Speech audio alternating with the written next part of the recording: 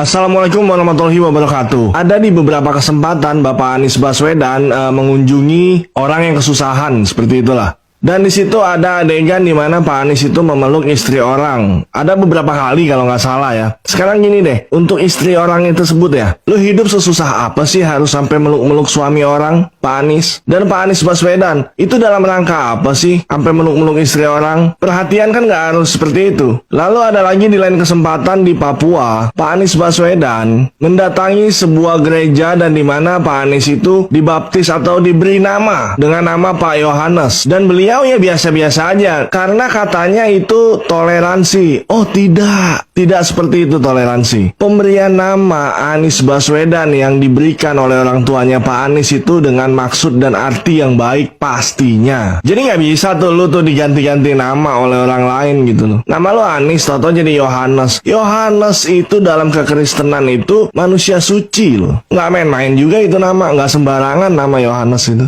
Nah sekarang kita berbicara tentang keislaman. Islam itu ajaran yang lengkap dalam arti dalam Islam itu ada yang namanya toleransi dan intoleransi. Ada yang bisa ditoleransi, ada yang tidak bisa ditoleransi. Memeluk istri orang itu tidak bisa ditoleransi. Itu ajaran dari mana? Diberikan nama Yohanes oleh orang Nasrani itu juga tidak bisa ditoleransi. Itu kan ada unsur kekristenan di sana. Mohon maaf nih untuk teman-teman Nasrani ya, bukannya menjelekan ya, tapi memang dalam Islam itu ada batasan yang jelas. Ada yang tidak bisa ditoleransi, itu ada. Dan Pak Anies melakukan itu. Terus apa hubungannya menjadi Presiden Republik Indonesia?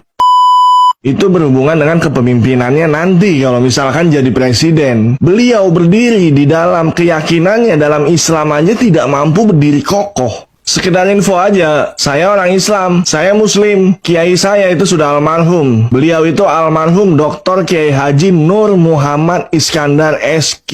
Saya pernah di pesantren Asidikiyah Batu Ceper. Jadi kalau ada yang mau komentar kalau saya ini sok tahu tentang keislaman, tidak. Saya ada guru, saya punya kiai, saya punya ustadz. Jadi nggak asal-asalan ini saya ngomong, tidak. Jadi kalau misalkan ada yang bilang memilih calon presiden itu dengan hati nurani, itu betul. Tetapi juga memilih calon presiden itu juga dengan akal budi. Jadi hati nurani dan akal budi. Apa sebab? Semua yang kita punya ini adalah pemberian Allah Subhanahu wa Ta'ala yang nanti akan dipertanggungjawabkan, termasuk akal budi. Kalau nggak ngerti cara pakai akal nih seperti ini nih.